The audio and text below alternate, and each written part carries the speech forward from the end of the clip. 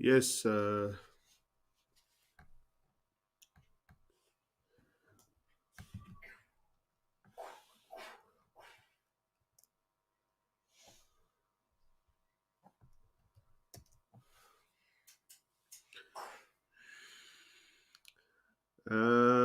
Oba mumpulira ndowooza.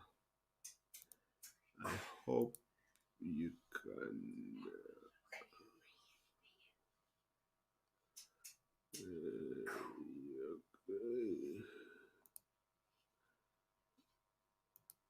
Ndowooza mumpulira, eh? Just let me know if you can hear me, then we see.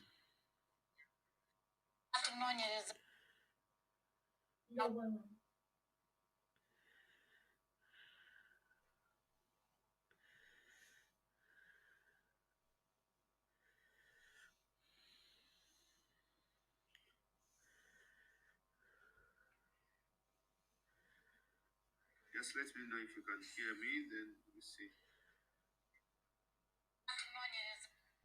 Yeah, I think it's okay there. I can see that the sound really fine. Okay, a little loud and clear, which is good. Badde nyiza wafu. Byendiko byakwegendereza nnyo. Okay, leero mbadde njagala tugendeko ku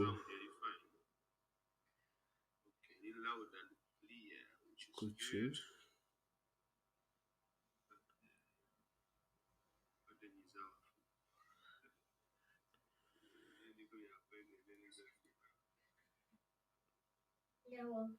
Mbadde njagala tugendeko ku there's some links ze nabawadde olunaku olw'ejjo ku Twitter ez'okukolako but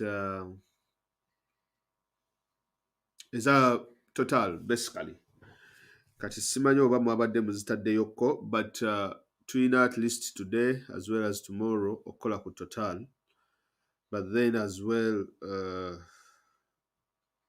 mbadde njagala nnyo okwogera ne ku bino ebintu ebiralala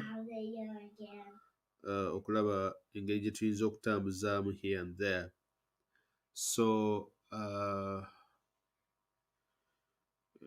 okay, I think the campaign has been successful kubanga wogendako ku page ya Twitter eya Stop ECOP ojja kulabayo abantu bangi abakoze eki abapostinze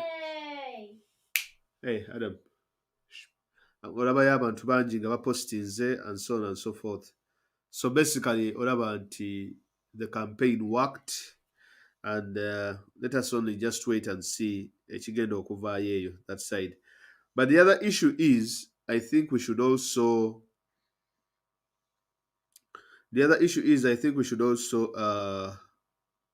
make sure that the other issue is we can make sure we keep posting ku total nga mwongere okuteekayo messages n'ebifaanana ng'ebyo especially ku pages zaabwe eza Twitter as well as eza Facebook, right? Mwongere okuba nga muteekayo. Now,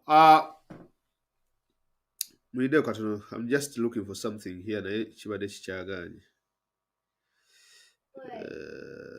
Okay, just 1 minute. Give me 1 minute.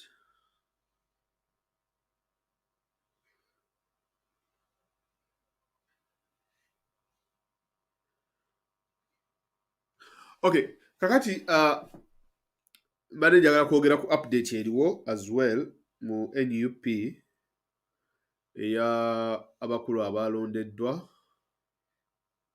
ku kifo ky'obwa ebifo ebirondeddwa olwaleero. I think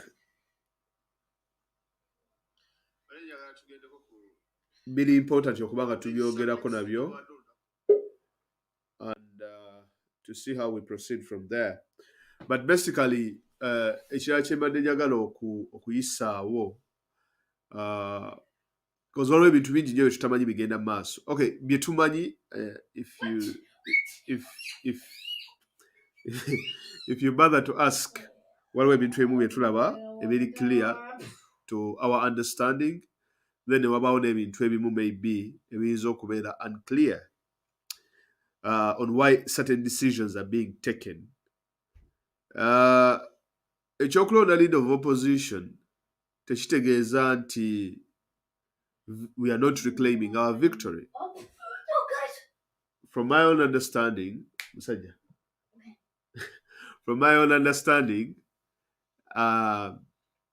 I think tulina okulwana from different battlefronts ez'enjawulo. Well, we have to fight within the parliament.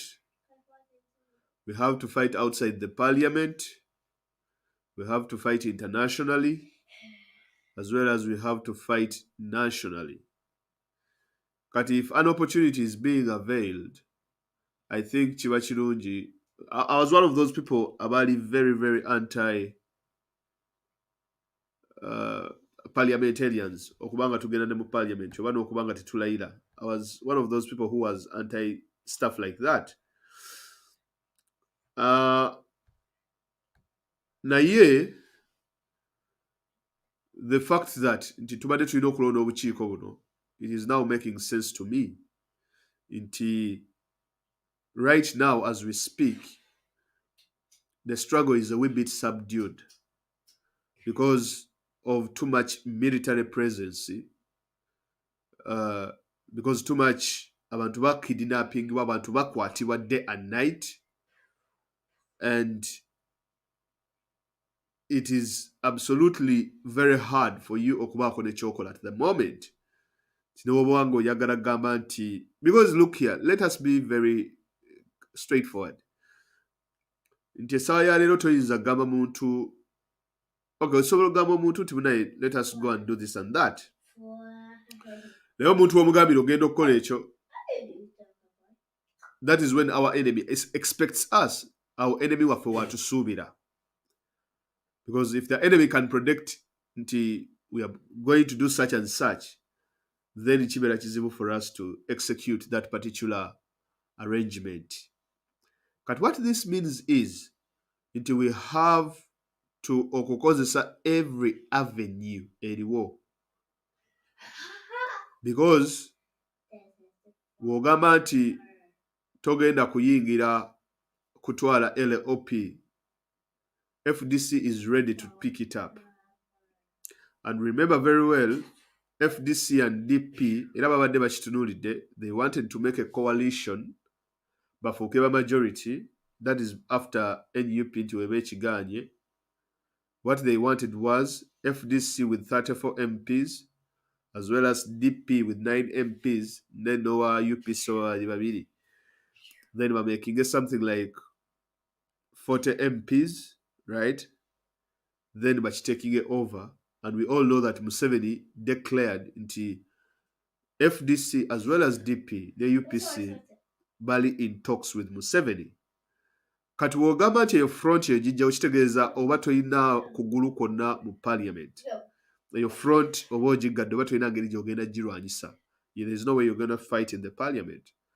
And like it or not, wobanga oyina any opportunity to disorganize the enemy, I think it is paramount to take up that opportunity and disorganize or derail his plans.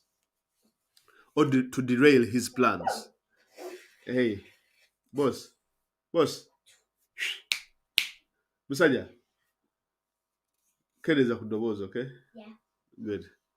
So, to what we don't call this opportunity. That is why peak season ze baakoze ziri very, very important. Now, eyo nga nvuddeyo, we should also understand nti waliwo abantu abamu nga expertise yaabwe mu kulwana eri in very many different fields. Because look here, guys, mwe munaatunuulira parliament yokka, you should understand nti tuyina over 200 people, 250 people abali in different political positions. Temutunuulira ba MP. Also look at the councillors between mu council. eya Kampala nti tulina bakansalazi 50. Look at the division chairmans, whatever, district chairman between mu Uganda. Bawerera ddala 4.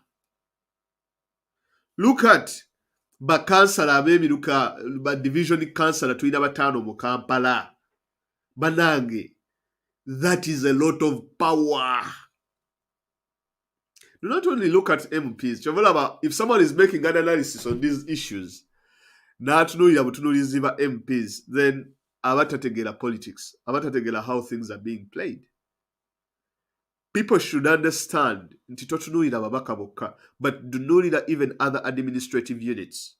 Omuli ba councillors, omuli ba mayors, omuli ne ba division chairmen. Because if you said tetugenda kubeera mu LOP, right? We are not taking up that position. If you're not taking up that position, what that means, kiba kitta nebiro ebirala byonna.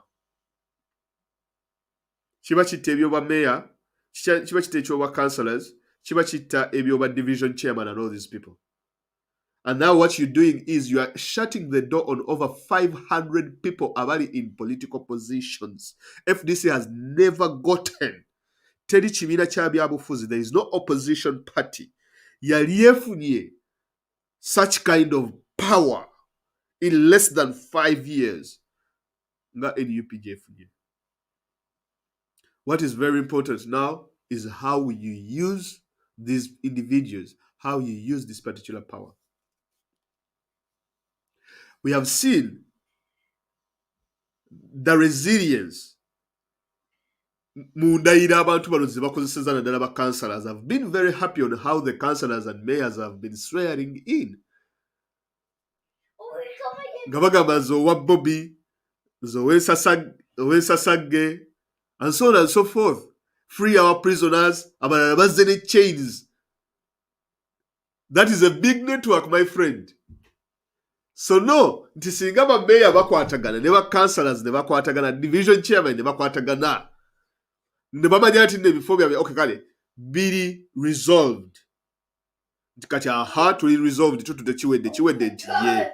Tumaze olayira buli kimu kiwedde tuli set nti yes tuli set nti kale zaabika emipiira. Kitegeera nti zaabika emipiira nti ye. Kati olwo nga tukola ki ng'ekyaffe tukimala. Banange, look at the power we have. Museveni mwamu ousting out of the central region, literally tali him. Gwe n'olayiza ba meya bonna nga b'olayiza si ba FDC si ba ADP, olayiza ba NUP. Tekibangawo okulayiza abantu ba NUP on that, abantu ba opposition on that magnitude. Records show the most number of MPs betwali tubadde nabo mu parliament ya Uganda bali ba MPs 40. The most have ever been 42 for the past 20 years. The most opposition MPs betwali tufunye in a political dispensation, like in a political party, bali 40. That is FDC. Muina 50 bloody 7 MPs. 50 bloody 7 MPs. That is how powerful Bobi Wine has been.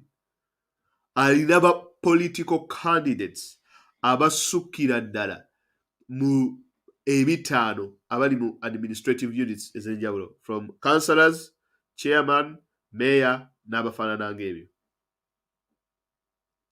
At this particular juncture, olutalo lwe tulimu tetulwana lutalo against only Museveni, which is unfortunate.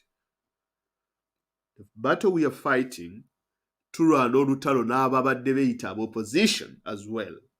Nga mwe muli aba DP, mwe muli aba FDC, mwe muli UPC and all these other people. Kyova olaba abantu abalondeddwa olwaleero ku bifo eby'enjawulo ababadde represented mubaddemu ebibiina nga 2. DP Honorable Rutamaguzi, FDC 2 Ojara as well as Lucy Akelo, Jema Asumani Basalirwa. Abalala baaganye Era Lucy Akero okujja nga wa FDC, she has just gone against her party position. Lutamaguzi okujja, he has defied Mao. Now these people, kitegeeza nti if Lucy can work with us, we can tuyinza okuoverturninga Lucy. Ojala, if we can work with Ojala in a good way, it means we can overturn Ojala. So within the parliament itself, there are people we can coerce and bring them on NUP's side. Nitubaleta. You get the point? Iti within the good parliament mwennyini tulina be tusobola okukowasinga ne tubakyusa ne bava mu bibiina bye balimu ne bajja mu kibiina kyaffe by working through these mechanisms eziba ziteekeddwawo. Omukyala amanyikiddwa nga Betty Amongi ali FDC kigambibwa nti ababaka ba NUP mu mwegendereze era abamu ku mmwe abadde abatuukiridde ng'abatwala ewa Museveni. That has been said mu lujjudde ng'abagezaako obbabuzaabuza mbu abatwala ewa Museveni. We know that because Betty Amongi abadde controlling a sente and all this kind of stuff to buy you people off babatwale kyovola bakati aba FDC bonna abasinga babatutte. The top hierarchy in the FDC, we tuba twogera top hierarchy twogera party president, vice president, secretary general, spokesperson, deputy spokesperson, never vice presidents abava bitundu ebyenjawulo. All these people, most of them have met the president. Have met Museveni. Bali compromise. Era bagenda kuweebwa ebifo ebyenjawulo. Nga bwe muli ne presidential candidate yaabwe yasembayo Patrick Amuriat boy. I don't know where this leaves people like Semujunganda as well as Rukwago, but this is really interesting. Because what I told people is, surely, Noraba Medadi Segona nga ali ku team, Noraba Matthias Mpuga nga ali ku team, notalaba Semuju. Ali aroga Semujunganda, sitegeera. This would be the dream team. This would be the perfect team to fight Museveni. Wobanga walionyonyeza olutalo ne Museveni, this would have been the time for you to be given the opportunity to show what you can do. To show what you can do. This gentleman who has been elected today, Matthias Mpuga. Most of you, but for your information, Buganda has never gotten a leader of opposition. And yet, all the business happens within the central region. Now, when I say Uganda has never gotten a leader of opposition, is a very paramount point. Given the fact I'm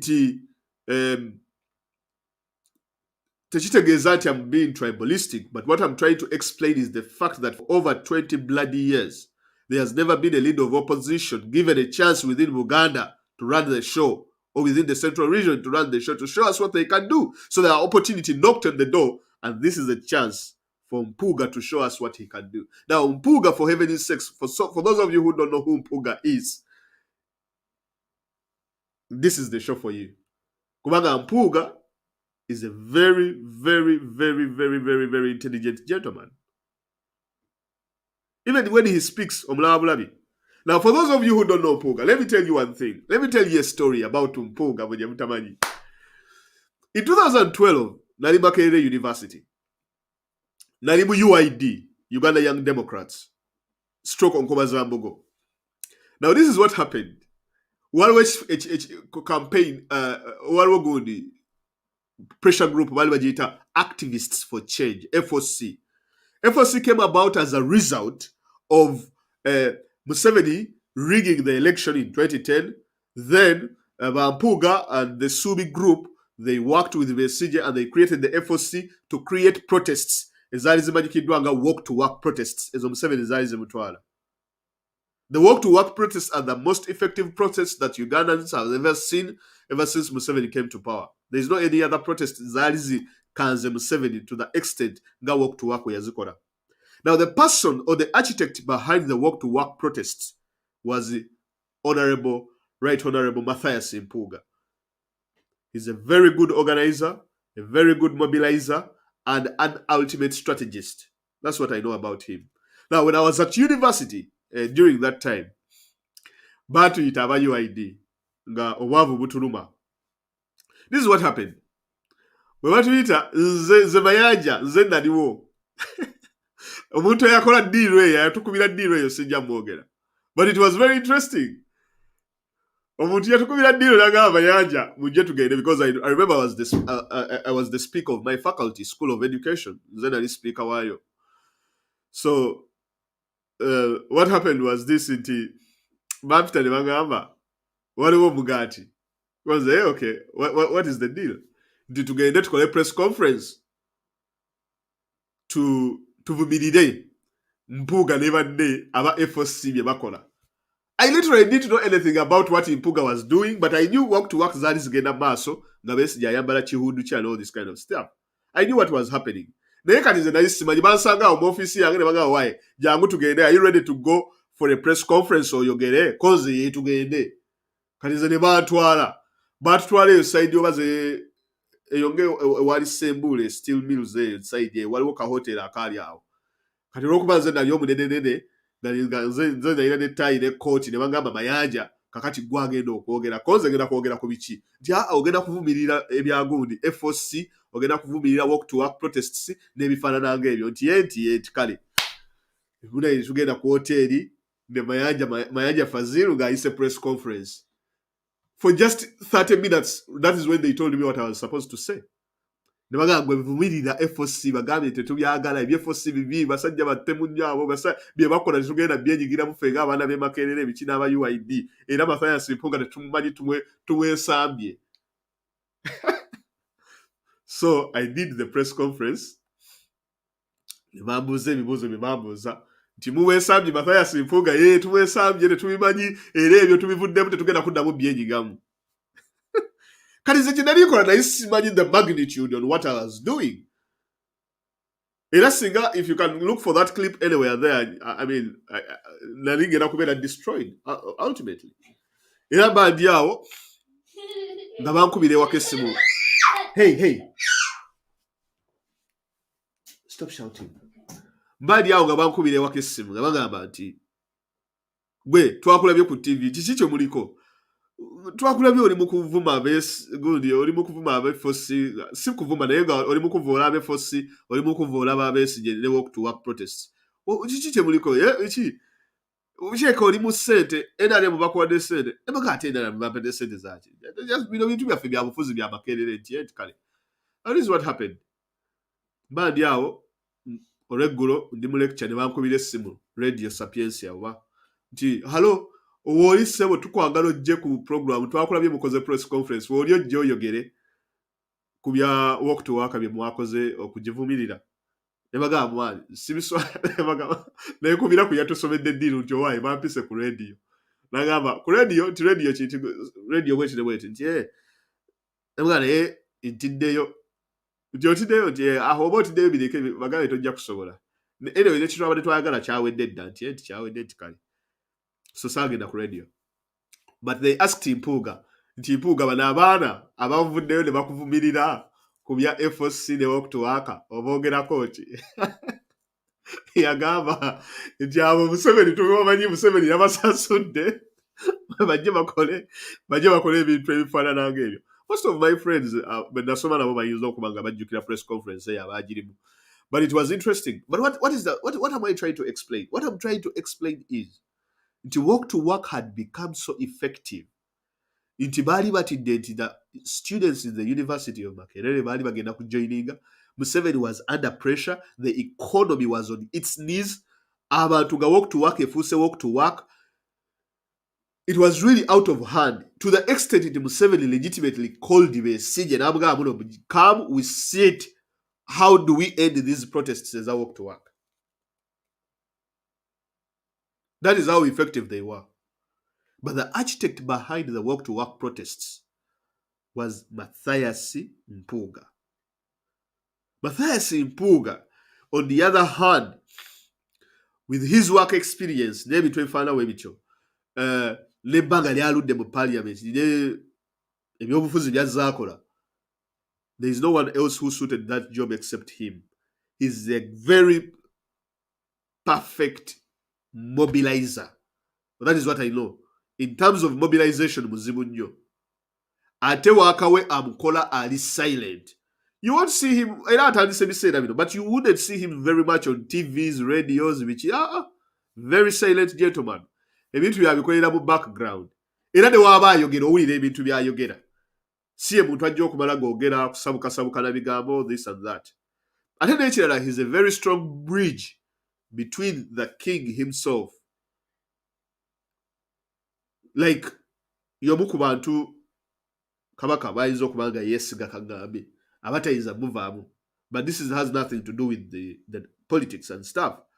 But in case NUP singa maybe erina kyeyagala, he's a person who can bypass the Katikiro and get a direct link between His Excellency Robert Kyagulanyi Ssentamu as well as the Kabaka.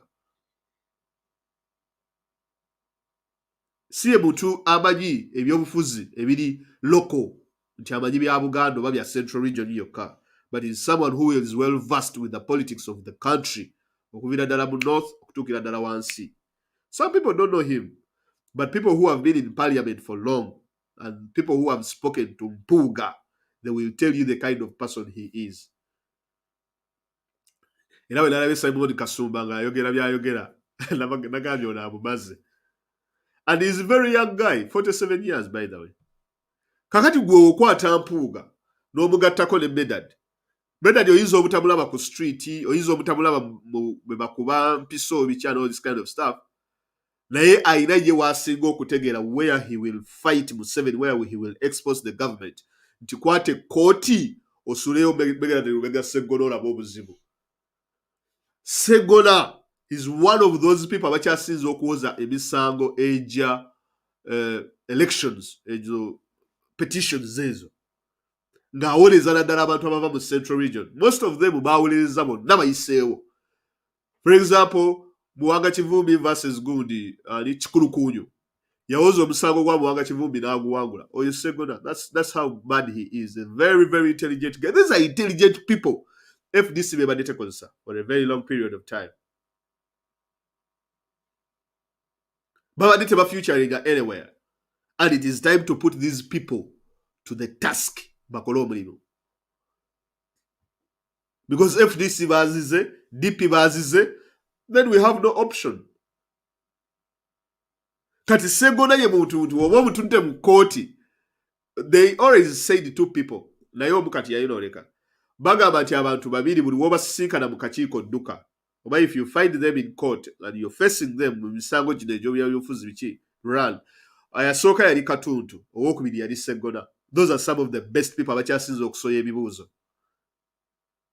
Now Sseggona womukwata n'omukuwa Public Accounts Committee, PAC. But Nadala Mafabi toleeta. Don't bring Nadala Mafabi. I mean, he's Obanga, let's say, a dessert knife to, to Kulutalo Remood. Because these people, they have expertise in fighting in these particular fields. They might not have expertise in fighting over access to fight on other fronts, but they can fight on the parliamentary front. And that is why it is very, very important. Kino okubanga tubataddeyo Asumani basalirwa, former guild president Makerere University. Oyo y'omu ku bantu abakyasinze okuba abagezi, by the way. Asumani basalirwa. Era mujja balaba. Mutuyinza okuga nti olina ttiimu y'abasalirwa, olina ttiimu ya Sseggona, olina ttiimu ya oyo omusajja Mathias Mpuuga. Sure. Ne bano abalala bonna abalondeddwa. Noga nti you do not have a dream team. Mpuuga has always looked for Museveni. Because those appointments is tulaba bakola zino ez'ekisiro. Because what we are doing is we are fighting to reclaim our victory, but as well working within the system to bring it down. It is using all avenues available to take Museveni out. Because even taking part in the election is also a process, a reconstituted constitution in Uganda, as same as these particular positions. By the time we accepted to run in the election and run your member of parliament as well as the presidential election. This is what we were. This is what we were. All these were expected to happen because at the end of the day, tubanga twatwala ababaka mu parliament, right? Of which batusinga bali ababaka, which is understandable. But tubanga twatwala ababaka mu parliament, then tubakomya bukomyawo, then chiba techikola makulu in one way or the other. Now, waliwo ka audio kenjagala obbazanyira akali very very important naddala kumwe ababadde balaba ebya FDC ebigenda maaso wano na wali and all this kind of stuff. And I want you guys to listen to this audio very very carefully, and I want you to tell me what you think about this, because this is a submission that was made by Mwanga Chivumbi 2 days ago. We babadde bali ku talk show ya CBS between Mwanga Chivumbi as well as Harold Kaija and David Kamanda.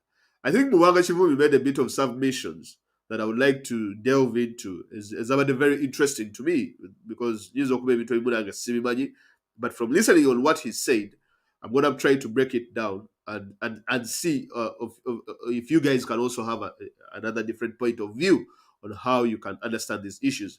But I was very happy on how he handled and explained the issue of FDC vis-a-vis HR, BCJ, and all this other stuff, and Semujungana and all this other thing. And the fact that he had to get courage to shut up, well, courage, Harold Kaiji ebyebufuzi alabika abadde yeeta bimanyi, of which kiragira ddala nti Harold is a whatever.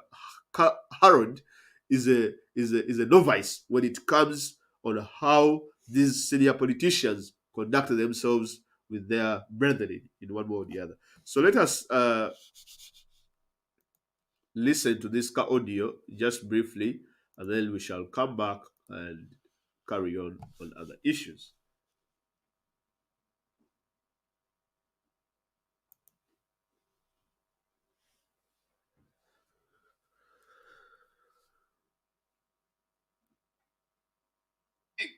And the fact that he had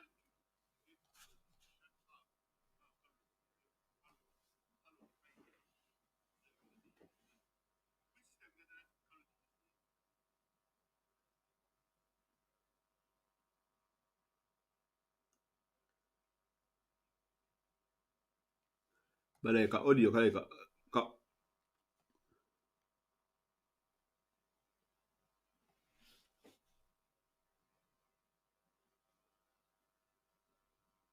baleka audio kaleka ka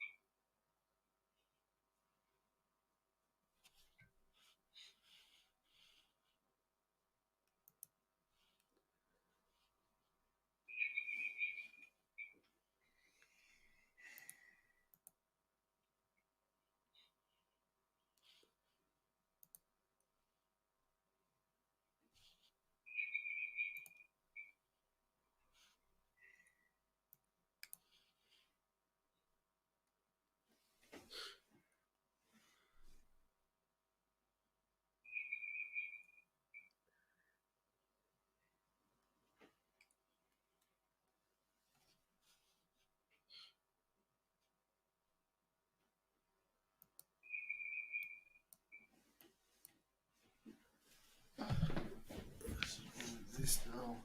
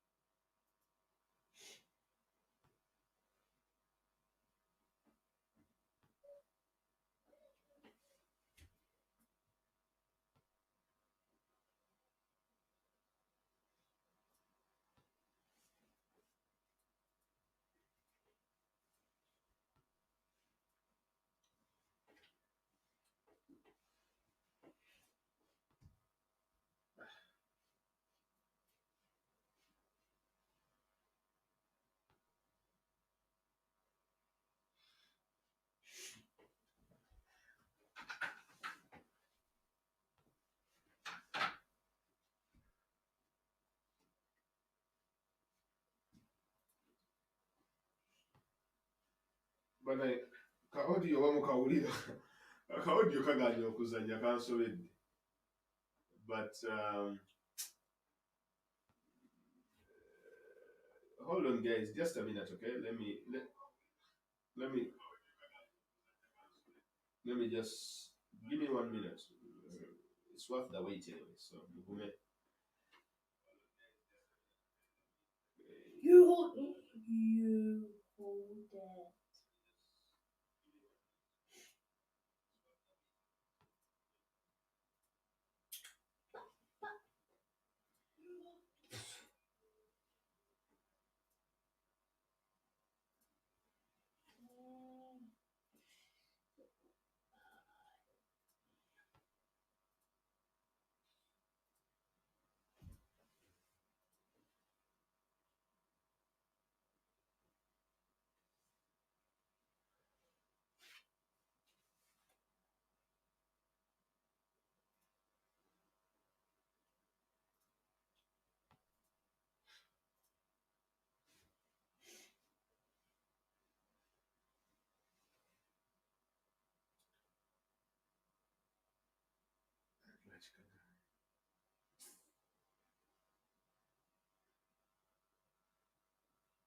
I don't know why she has refused, but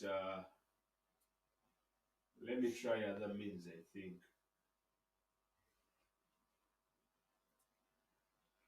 It has never happened.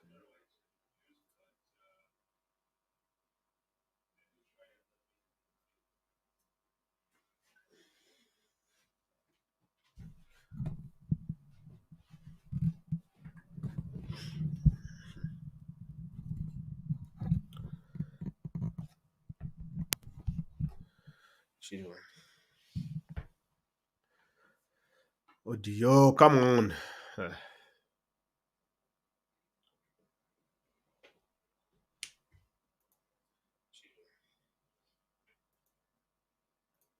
Audio, come on.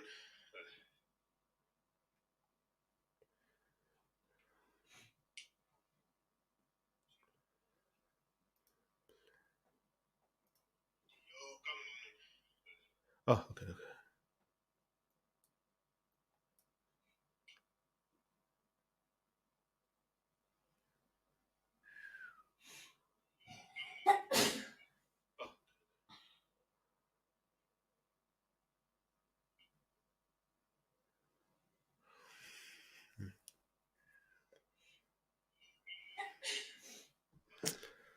Nkoze ntya kale katukole wetuti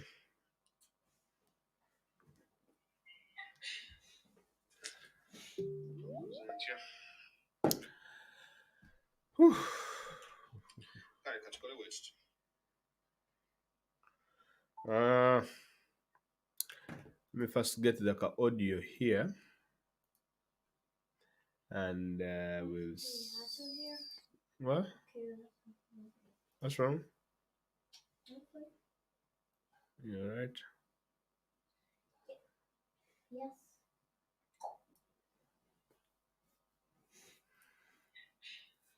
Okay.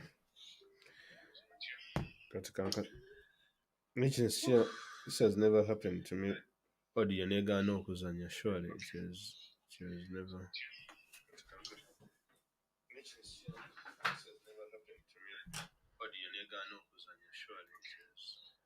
Simanyi lwaki eganye, but hopefully it will be good. Like we say.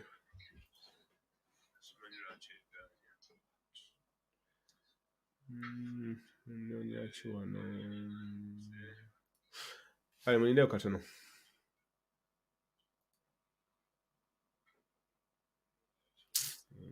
Giganye. Gwanya ngamba nti you need to test your equipments before you come live. Genda okole eyiyo. Ono bakuyiseewo gwe muyira Jafari. You need to test your equipments. Nga biba bikola tongamba nti nga bikola birungi. So if you're not patient, you go and look. Go genda onyonye ekibanja ewalala. Saagala kamanyiira ako. Manyiira abantu. jana kublocking.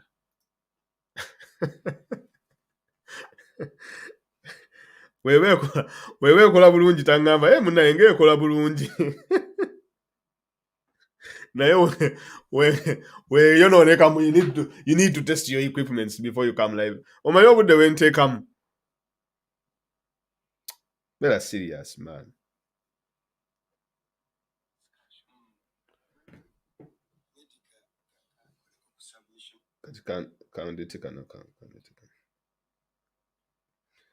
Omanyi mwana muli bazibu nnyo bantu mmwe temuli banga. Mutukulako waya. You need to test your equipments before you come live. Genda okole ezizo muganda wange. Simbubi, like not in a bad faith. If you're going, I don't. Kanko veko sijja kuta. Abantu bangamba nyomba nnyo. Omuntu ebyuma biganya okukola ate oli mu kumpoleza mbu you need to test your equipments before you come live. Mba nja kuyisa bubi muganda wange. Kuba byoyogera tebiyamba. What you're saying is not helping at all, okay? So weberere muggwe simanyi muyira Jafari. Omwabaaki. Come on. Nina playing through my speaker, guys, so please bear with me. Kulu Jafari. Yarabika Jafari mu fake account yansumbuwa. Jafari so gwali mu fake account yansumbuwa. For better discussion. Mani medical kankoleko ku submission ndaba kayijono byagenzeemu. Tebiwa Uganda mulavu kajja. Bwoba obaddewo mu struggle. Struggle zaffe zibaddeko phases. Yes. Nze ndowooza mbaddewo kati media emyaka 20 n'omusobyo. Ne kajja ndowooza watandika okukola ebyobufuzi. Egamba tubadde ffemina. Naye ono nga muli ku lutalo popular resistance. Kamanda wange. Ne mutandikako mu byobufuzi nga nvubuka muto. Kakati jana yaffe buli kiseera wetuga nti lutalo ki lwe tuliko. Olutalo lwe tusinga okubaako lwakujjayo Eri Kaguta Museveni NRM mu buyinza. Tetuli ku lutalo lwe tuyita self affirmation. Lwange nange mbeewo nange ndabikeko nange neemulise. Mu lutalo lwe lumusaga kuzambu emabega nnyo. Mu CA balinamu kye bayita Democratic Coalition for Democratic Forces. Sebana yali chairman waazo. Yagatta ebibiina byonna n'ab'endowooza yalwanira federal n'erwanirira multipartism. Omwo mwe mwava Dr. Kawanga Ssemwogerere okwesimbawo ng'owa IPFC ng'avudde ku gavumenti ya Yoweri Kaguta Museveni. Sound eri okay. And okutakanya manjaga Kaijono ategere bulungi olugendo lwe tutambudde. Wabenti eri enkola yadiba kati muri ku artificial. Ye njaga muze mu artificial intelligence. Yes, ategere bulungi wawe tutambudde. Kati mu CA twajjamu Dr. Ssemwogerere ne IPSC as a candidate. Ssemwogerere bw'avaamu parliament yaddako wabawo ekibiina kye bayita PAFO. Ekya PAFO nga waliwo ekibiina kye bayitanga Yanga Parliamentary Group, Yanga Parliamentary Association nevaamu PAFO, mwavaamu Badombo, mwavaamu Balumumba, mwavaamu Basalama, Patrick Musisi baali mu kibiina kye bayita PAFO. Obutakanya ne bujiggwawo ne yali National Political Kemusa ngoba ebiseera byali akolanga ni chief of logistics nga yali personal bodyguard wa Museveni Dr. Kiza Besigye nga naye takanyiza na Museveni na direction y'eggwanga. Era Dr. Kiza Besigye ffe twamuwagira mu 96 nga takirizaako tisiwa NRM. Platform ye yali reform. Kureforminga NRM. Kamara gamba nti njoyininze DP oba njoyininze era mu Besigye okujjawo nga ayawukanye ne Museveni ku direction ya party mwe mwava ekibiina kati muli secretary general. katulaba milestone mwe tutambulidde manjagala ebintu bino tubiwe perspective ne struggle betambudde timbutakanya ba Dr. Kiza Besigye ne Museveni ne gattebako abaali mu parliament ba Winnie Byanyima n'abalala mu mwava reform agenda neleta Dr. Kiza Besigye mu 20 201 teyesimbawo ng'ajoyininze kibiina era teyakkiriza kweyitako wa kibiina yagamba nze nkyali wa movement njagala ffe abaali bagala enkyukakyuka nga tunoonya NRM weenafuira 89.2 FM. Mugisha akutuliza bafune perspective y'olutambula. Namugambye bwe mba mmwe mukyali ku analog. Twagenda mu artificial intelligence G5 n'ebirala ne quantum computing. Oyizo sanga tefe tuliyo. Mucho muliyo by the way.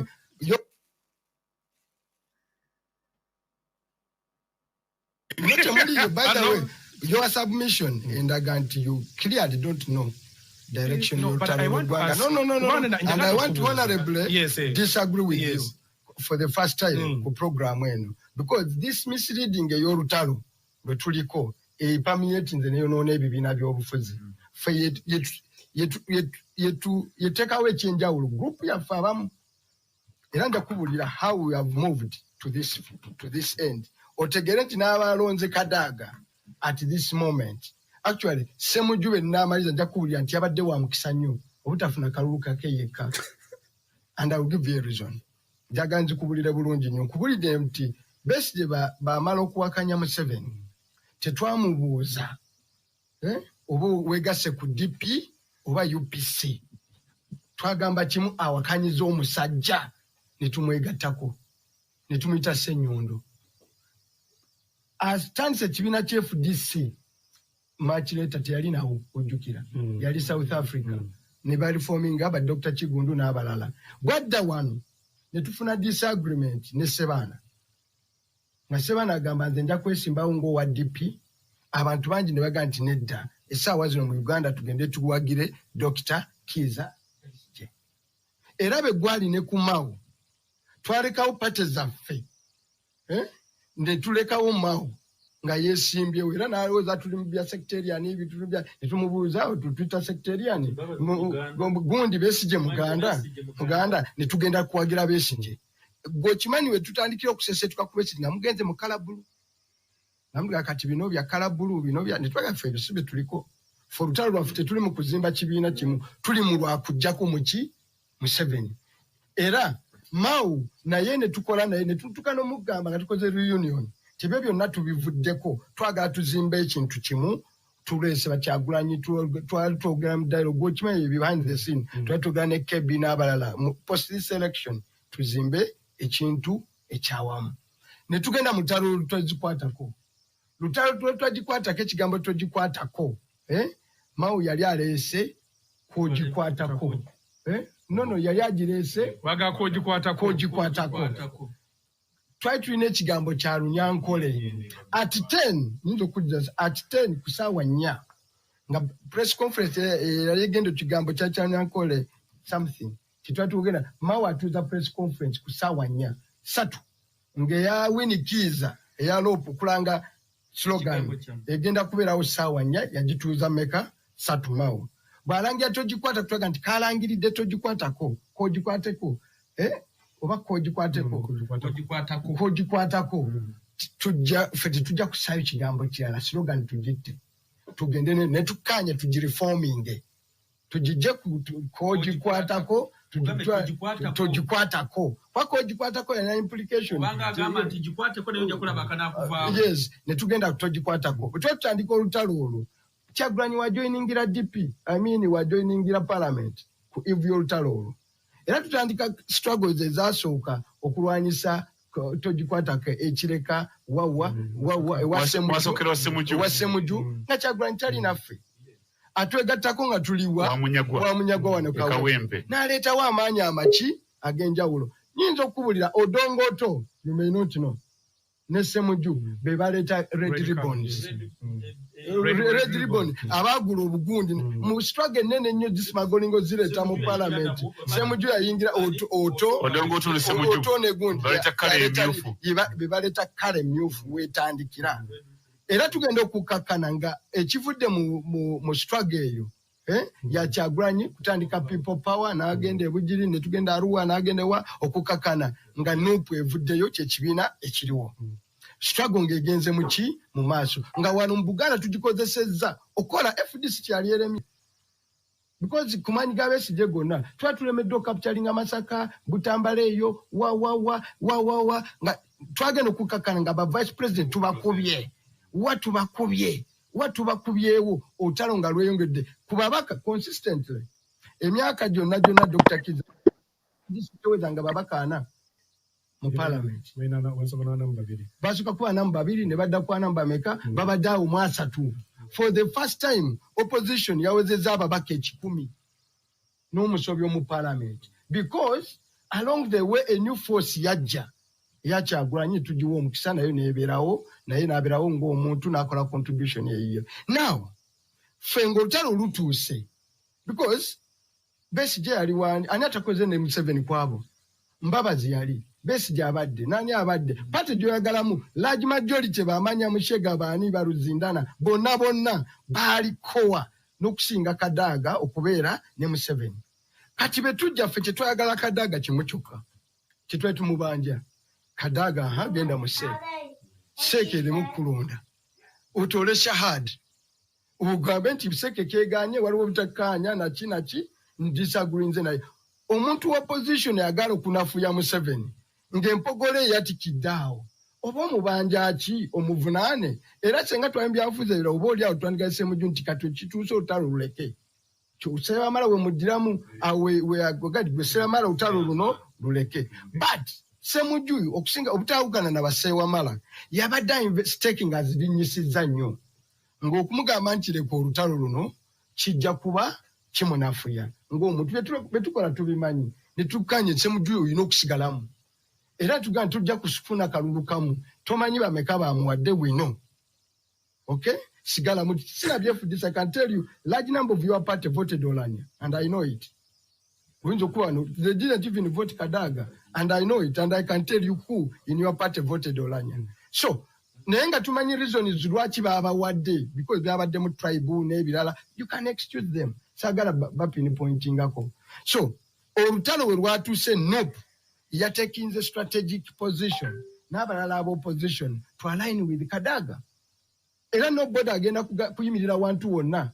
Agambe nti abalonze Kadaga babadde mu nsobi senga tetwalonda Kadaga tetwandwagidde Mbabazi tetwandwagidde Besigye tewandibadde FDC tewandibadde people power.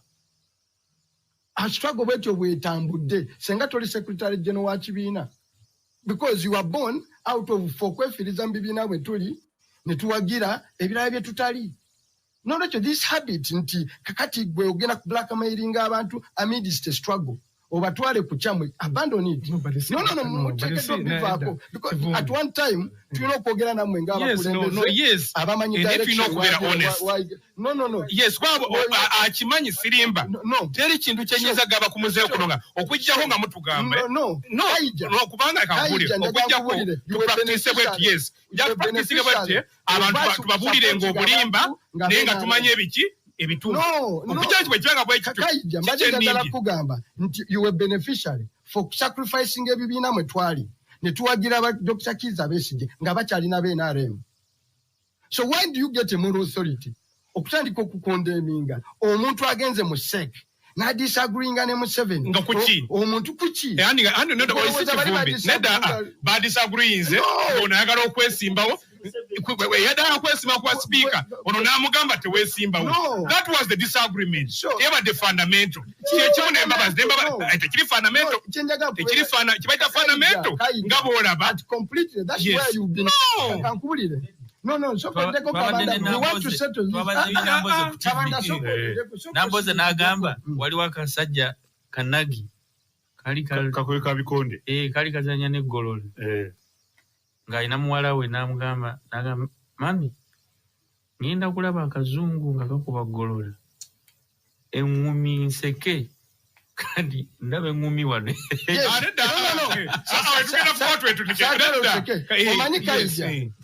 Wabaddewo misconception y'olutalo lwe tuliko and some of you abasinga mubadde mu propagating along and mumenye struggle. Omanyi yeno struggle for the trying to takanya na bamawo. No, we mujimenyeza sagala. But how? Munabwe semuju yasaba olaba byayogera wane semuju tyayi mugambo lwasaba yatugamba sheri yali amusabiki kalulu hona yabo kivumbi mugwano gwa semuju bwate byona submission ne fana bwete yali badagamba akimanye daga ati akomredi yamutu kuleki ogere mu kolegio yes ebalo gamba to personalize yaje nagamba banenvuddeyo mwali mugambye kuluno utalo tosana tosanidde tugenda busobozi tugenda kwa kadaga era yali kozeki yali fuddeyo ate mwamugamba no waliwo byotama and I want to know. I speak to him na tudambadde naye anti je kugamba nti ne bayogera naye ku level waliwo byatagamba and let me acknowledge that no we umanya wokoma ne kusemuju n'okutuuka okuyimirirawo n'okufuna obululu bwe yafunye gwe wakumuwadde wavudde mu gale kati wavudde mu gale n'obumuwa gwomanyanye yamulonze you don't know and I can guess you are guessing you don't abapateyo bamulonze you got 50 ate ninto kutegeeza majority abawadde semuju obululu somewhere you know bayinza okwasiba pateyo. It will shock you. Now it's just shocking. I'm saying now borrow that I am nominating the same. No, I am nominating the same. I am second is okay. Now, katinyaga kutegeeza. Yafunye obululu 15. Nyinza tosobola kumanya ani yafunye yawadani kalulu tosobola kudda speculation yeyo program. Nyinza no mutegeeza nti no Rachel. Let's look at the bigger picture. Bigger picture. Yeah, eruwa muwanga. No. Literally, no. You've been at the forefront. Medi. Fatu bali Dr. Besige agende butambala najjamo kane nawagira ki yavundika wadipi otalabika nagende mukono nawagira ki namboze ngawachi wadipi najja nawagirani road mayor ngawachi wadipi mbulirayo omulala agenze nga mu constituencies nagamba mbuono mulwanyi tetumukuba tuleta ki abadde akikola nebo ogamba tu personalizing olutalo. You are misleading the struggle and Mubade at the forefront doing it wrong. You are very unfair to us. Ati mwagira mbabazi. Ngamabazi agambye sina butakanya n'enaremu. Yagamba tabulina. Kyagamba nti munne ya mulimba mbotagenda kola ki? Agenda mu chance okwesa kito we kyali. Kaija kati kankubulire. No, sokoli ndeko njaga sebamala sokoli ndeko. Kaija njagala kubulire. Okusokera ddala. Tudanse ekyo tuliko kyonna tekiyamba bali eri. No, sokoli ndeko we kibayambira. No, sebamala njagala mutasa. Sebamala kyekyamanyi kusimbawo.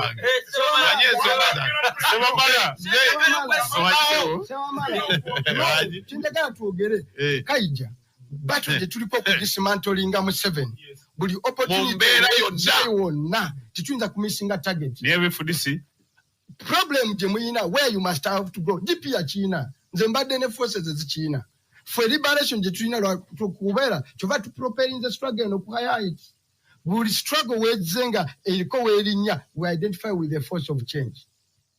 Nizugandi kati amazima gazi kakati kwe mbabazi bagamba FDC lemesachi mbabazi so bagamba kale sanzo byogerwachi bomanya FDC abagenze mwena are mukuru no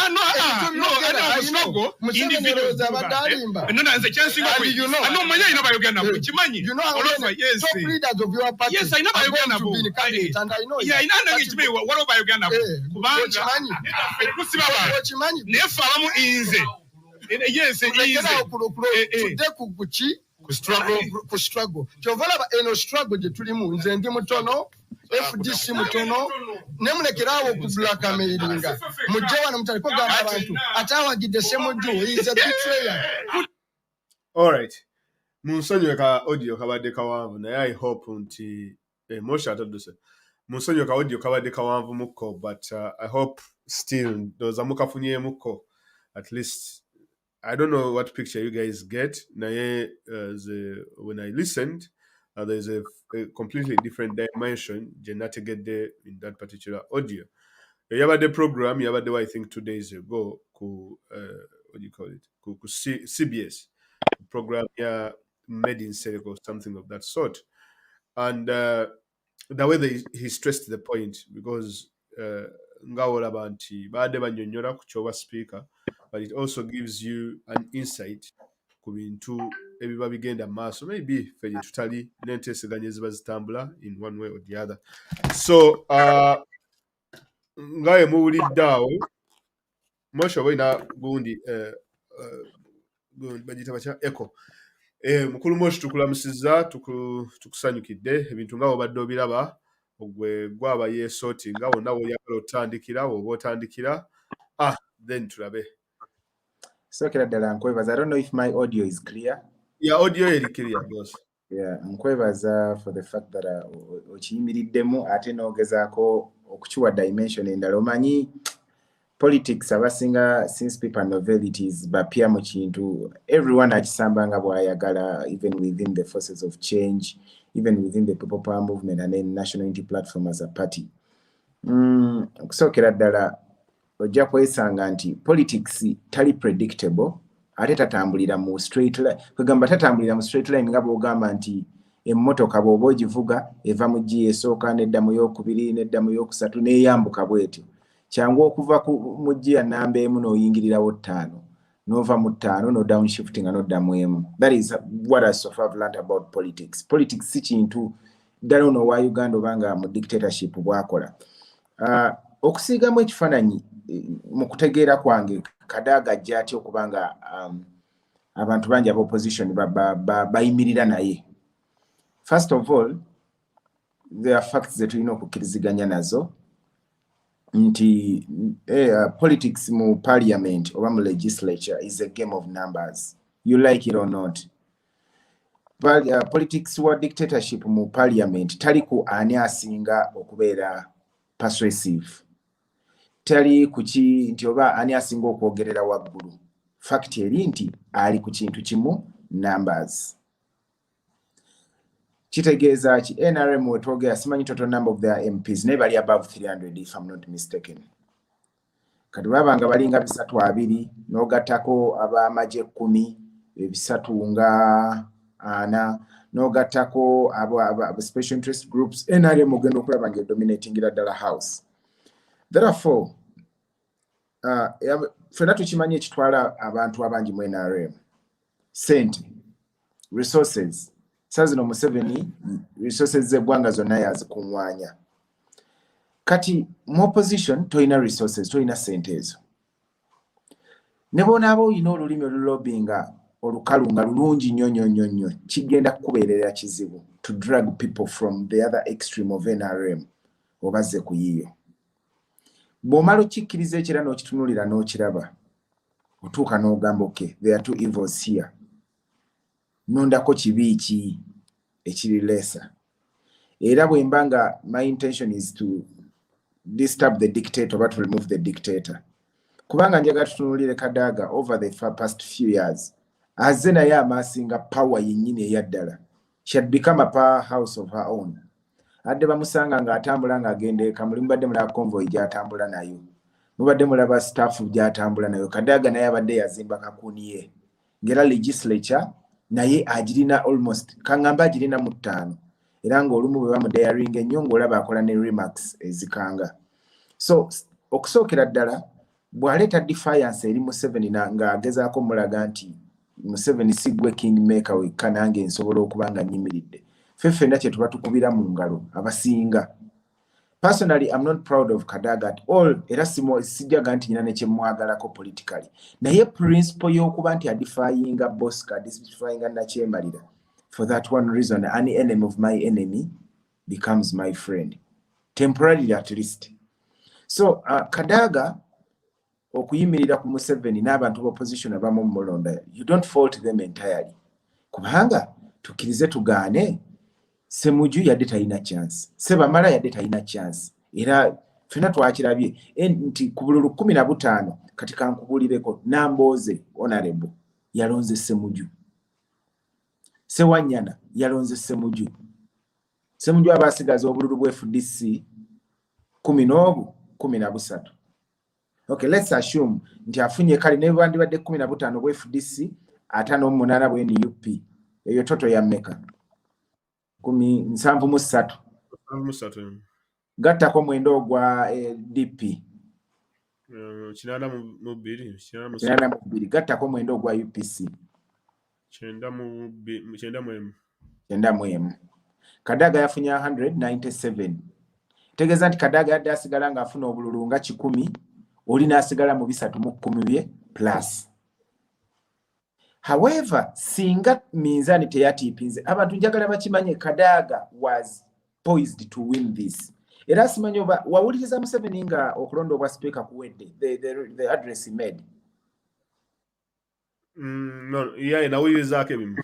Yeah, he said this thing ekyankwata ennyo ku mutwe n'okuzuukuka n'enzuukuka. Yagamba Seke bwe mala okusalawo nti Oulanya ye flag bearer, ne bamuleetera listi y'abo ababaka abagenda oyimirira ne Kadaga.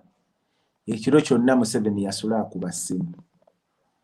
Omu ku omu aba Kadaga, omu ku omu. Ku makya n'akeera n'abatayebwa bajjira mu peya nga biringa buno okulonda okubeera mu America, president ne vice president. Kadaga ne Tayebwa, Oulanya n'omukazi Anita. Tayebwa yabadde nga alina amaanyi nnyo kubanga alabye ne mu kalulu kaawamu bamusinze just 9 votes.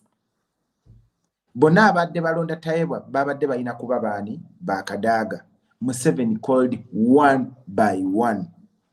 You know when he calls you, he makes those promises. Nchimanyi ne mobile money awonaaluma ng'ovudde kuziriza adde bajja balya kuba bonna saidizo mizi badde Oulanya ataddemu, Kadaga ataddemu, bataddemu. Jjukira b'empi bano bonna abasinga bapya. Bonna adde balaba bipya.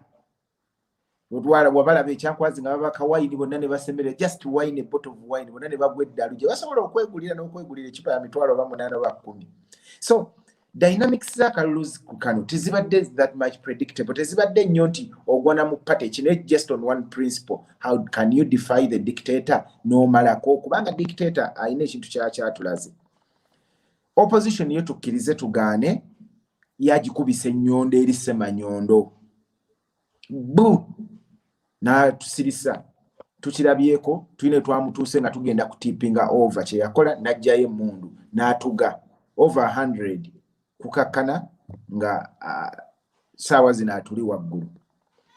Museveni buli muntu agezezaako mudifying nga Besigye yamugjamu amanyi. All of us thought nti ame Besigye agirina.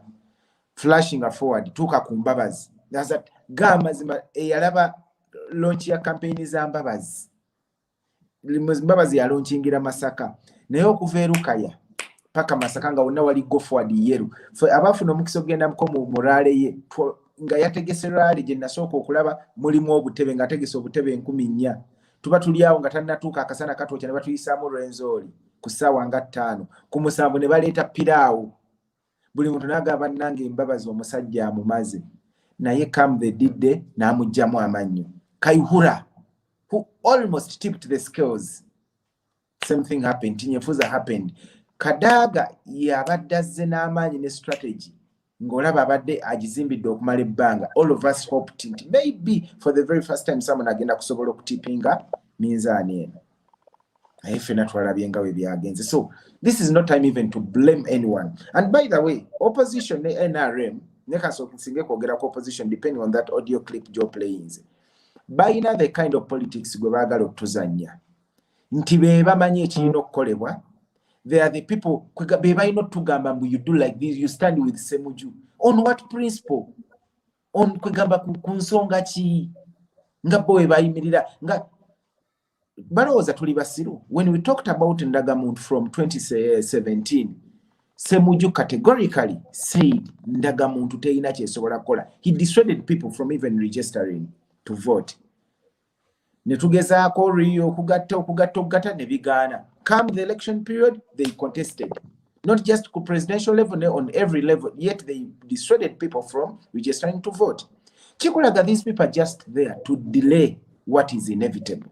To delay this. Kwegamba bo babadde mu myaka abiri egiyise nga balina akamotoka kaabwe ke babaddimu comfortably nga be bakavuga teri abakuba ku mukono nti FDC ne bwezzenga enafuwa okuva ku babaka ana ng'ezekkirira era esigadde ekyali waggulu nga ye controllinga budget ya office of LOP ye controllinga budget y'aba commissioners yefuna yo nga yo iyala and all that byonna nga biri kuyo. So we shouldn't expect it saawa zino okubeera nga nsanyufu era egenda kutega emitego gyonna egisoboka otulabisanga ba amateur otulabisanga ba gamblers.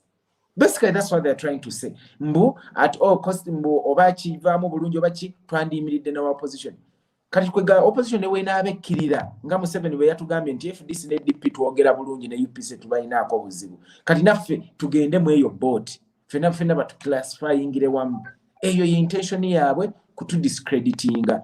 Naye ekirungi the party took a very good stand. Nega buli omu alonde nga bw'alabye. Kubanga bo bamanyira biri ebya cajoling biri kusiba mu mwato yogera toba na free mind. Kubanga party actually the Honorable Senyonyi yajja n'akyogerako openly n'agamba wabaawo member ina mu National Unity Platform nga ina position gye yeegwanyiza oba deputy speaker oba speaker aveeyo ayogere until deadline y'okupickinga nomination y'okupickinga nomination forms lwe yatuuka tewali muntu yali avudde ekitegeeza ne tubeera nga ffe tetuleese candidate mu race bwe kibanga bwe kyatuuka awo then ne kiba nti tunoonye the next best option. And the next best option was to be democratic. Let every member choose alondeko mu speaker okusinzira conviction ye other than okubavuga obuvuze ekivandulo timugende wano oba mugende wano. Era ngenda nempulira abatugamba nti abantu babagamba okulonda kadaga. No, that wasn't the party position. The party position was abantu mulondeewo candidate kwabwe gwe mulaba anatuyamba okujjako nakyemalira because our agenda is strictly one, it remains one, to remove the dictator, and parliament as one of those fronts where we are taking the battle ey'okujjako nakyemalira. So bano ba FDC bano they're just sour graping. All these other political parties as opposition kebe NRM yenyini they are sour graping because they thought baina kwa katika nkubuuze singa twamaze ne tukola ensobi FDC tugeze ne tulonda Ssemujju Nganda kyabadde kigenda kukyusa ki ku nkolagana yaffe nabo nga prior even to the election of the speaker we wrote a letter to them but they never even bothered to respond to it. Nenge ezimu ku nsonga ezaaliwo is how can we build a bridge and work together as the opposition to create a formidable front. They basically said NUP, you have enough members of parliament, you can handle your issues, you are not interested, do your thing. Then, at the same time, within a space of less than a week, they turn around to show that we were supposed to pay allegiance to them, to be loyal to them, those are just double standards, and they are trying to tell us and to write a script by which we should move, which is really immature of them and just maybe bullying, but basanze tuli balabufu. Basically, I will stop at that for temporarily as we proceed. Yeah, because definitely ekintu ekyo because nakyogerako ne luli because I mean FDC the most interesting of all those parts is the fact that Kaija acknowledged nti ddala waliwo abantu abali mu kibiina kyabwe aboogera ne Museveni of which Ssemujju Nganda yakyeganye, which is really interesting nti tewalina omu ayogera na Museveni. Naye ffe katulinde era ebyekwesa ekiro at some point bijja kuvaayo. Kati eyo nga tuvuddeyo njagala tutunuulire kuba nze naatera okudduka obudde bwange buweddeko njagala kugenda kusaala as well. Tutunuulire ku nsonga tuweeyo view ku nsonga ya opposition then onoba ogimaze then nga tuwindinga up oyinza okusigalawo n'ogenda mu maaso naye nze nja kuba ndowooza mmaliriza because your view ku nsonga ya gundi. Yeah, and here I'd want actually to respond to people within the National Unity Platform and People Power as a movement. About criticizing forming the opposition leader of opposition okujjuza ebifo ebyo. First of all, unless nga twegamba kino, we would be wrong okuleta leader of opposition in parliament if tugamba nti ababaka enkaaga betwafuna loss tekina kyekyongera ku struggle. Tuba bakyamu bwe tuba tugamba nti local governments 13 districts 13 n'ebibuga byetwawangula tebiri worthy. Awo wonna tujja kuba bakyamu okubeera constituting a leader of opposition structure. Era tuba bakyamu bwe tuba tugamba nti gains zonna zetuvudde nazo zetufunye mu myezi kati omwaka gunatera okuwera emyezi nga 10 emyezi 10 bukyanga NUP ebaawo kuba NUP yaddi 22 July. Bwe tuba bakyamu bwe tugamba nti gains zetufunye tezisaanidde kubeera kwegamba nga tukifuula legal. First of all, tukirize tugaane leader of opposition office is enshrined within the constitution. Nti oludda olutali mu buyinza oluba lusinzizza ababaka abangi lwe lukitwala. Okujja nga NUP twegamba nti CFA fact yeri nti saagala tukiwakaneko nnyo NRM yatusinza ababaka. Presidential level twagisabula flat, but when it comes to members of parliament yatusingako olw'ensonga eno wammanga. We nominated less candidates. Ojja kwesanga we had over 200 plus candidates abali basobola okurunninga. Nene tumaliriza nga tusobodde kunominating akondodo. It was less than 100 if I'm not mistaken. Ku less than 100 ne tuyisaawo ababaka Justin Kaga. Kati okujjako ng'ogamba nti abenkaaga baayitawo tebalina makulu tebalina mulamwa, so tugirekeyo office tugizire. Naye bw'obanga ogamba nti bye tutuuseeko mu myezi gino 10 era ng'ogamba nti buli mubaka aliyo asaanidde era is a force to reckon within the struggle, then nze sikirabamu buzibu office eyo kugitwala. Tuleme kugamba nti twetaaga kukweka mitwe gyaffe mu musenyu. We shouldn't be like an ostrich. Tukirize tugaane that office tubadde tugyetaaga okugitwala. First of all, kituwaamuko we twekweka. Jukira saawa zino abali ku ground mwena mujja kukkiriza mugaane silently okuyigga abaana kukyagenda maaso. Mwena mukimanyi bulungi nti abaana abakwatibwa ng'ennaku z'omwezi 9, 10 ne 11 before the swearing in, kati ze weeks 2 eziyiseewo, none of them has ever even appeared in court. Bonna nga bwe baabakwata bali kireka ne safe houses endala babatulugunya. Bwe mbaba nga basobola otukwata bwe tutyo nga tuyina ne party eri mu mateeka, kati imagine kinaaba kityanga ne party kwegamba eringa, because the moment we tuziraba and all that becomes a crisis of its own ate ng'eryaffe.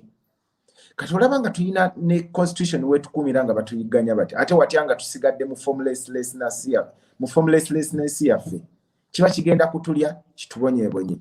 Challenge maybe gye tulina okwetunuuliramu nga National Unity Platform. How are we going to use that office to further the struggle? Kubanga saagala bonna abagigenzeemu kutuukayo beerabire ki ekibatutteyo. Because we know office ya leader of opposition ebaako ka budget.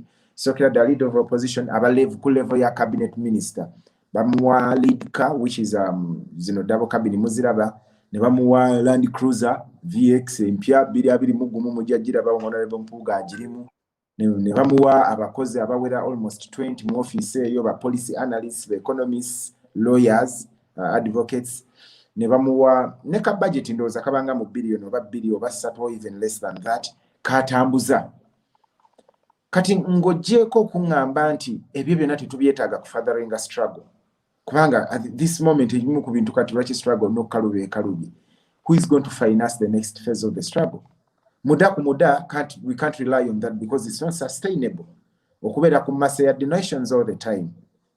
Tulina okubanga there are ways we can collect resources ezokuyambako in mobilizing the country and building structures. Therefore, it is moral, it is right for us okuweerezaayo ababaka n'abakiise nga balinga bakulembera opposition. FDC ebyo ebintu byetugira NUP Katayinze ndaba kiba kya buswavu fe ate ebintu bye batutugira tubitwale ng'ebyomuzannyo. Ng'oggyeko nti tuli mu gavumenti ya Nakyemalira Omuwumba Tuutu. Singa tekibadde ekyo, atutte ekifo ekyo mukulu Mpuuga aba ali ku equivalent almost ya prime minister.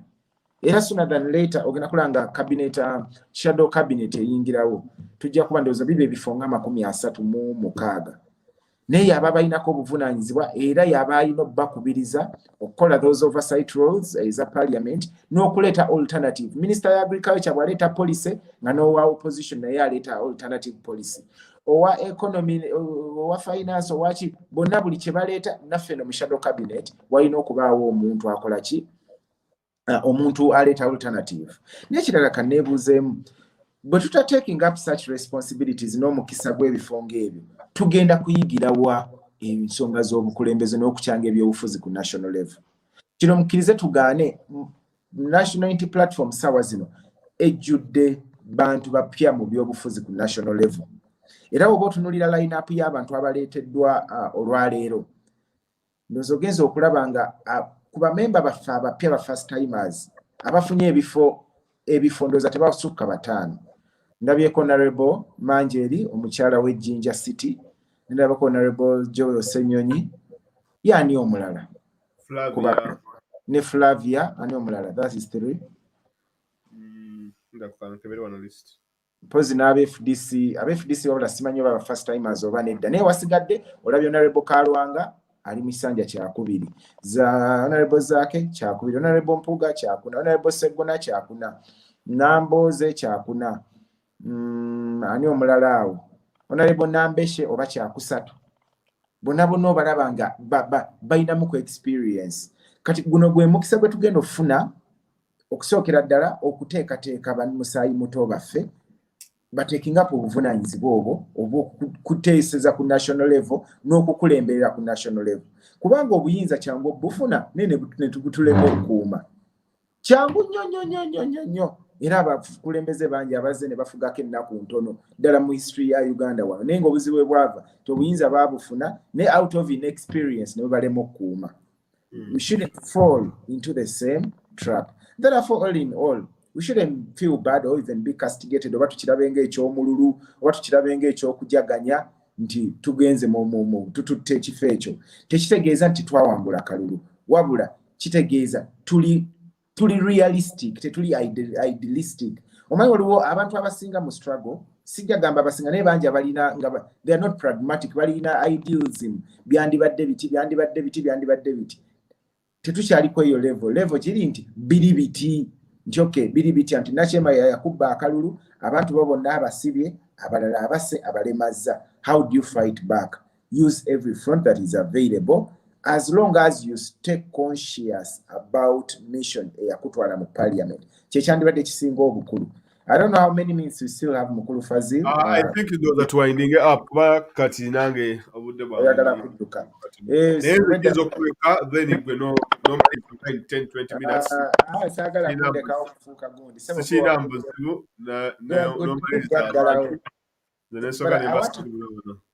I want to thank our viewers. Mwebale nnyo okutubeereramu and always keeping it locked. N'okubeera patient okulaba nga ekyoto kiziddamu okukula bupya and you've remained real and relevant. Ne mutabuukabuuka na biboozi bi propaganda. By the detractors tebagenda kuggwaayo. But detractors aba buli kika bagenda kubaayo. Naye abo bokka abasobola okugumiikiriza. Museveni ogwe mulaba yatandika mu 67 oba 68 struggle. Yayingira 86. Mba Mandela ANC South Africa yatandika 1912 obuyinza babuyingira 1994.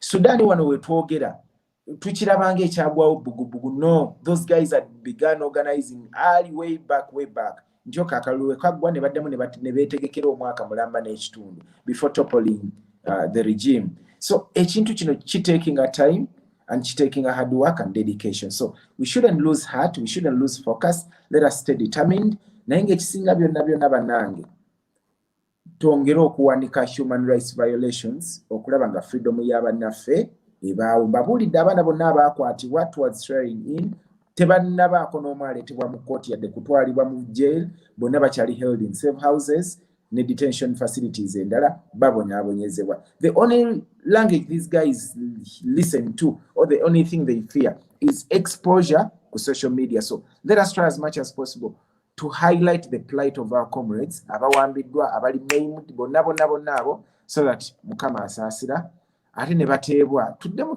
tuyiye bupya tudde ku drawing board tutereeze ebintu naye watali ekyo musajja ajja kwongera okutupiikinga handpicking paka waana tugonza ate waana tugonza akatengo nga kajja nga struggle ekona nga tufuuka FDC ndala bino bye tuli osabula FDC saawa eno naffe walibaawo pate empya erijja netukalakata kale. Thank you so much for tuning in always.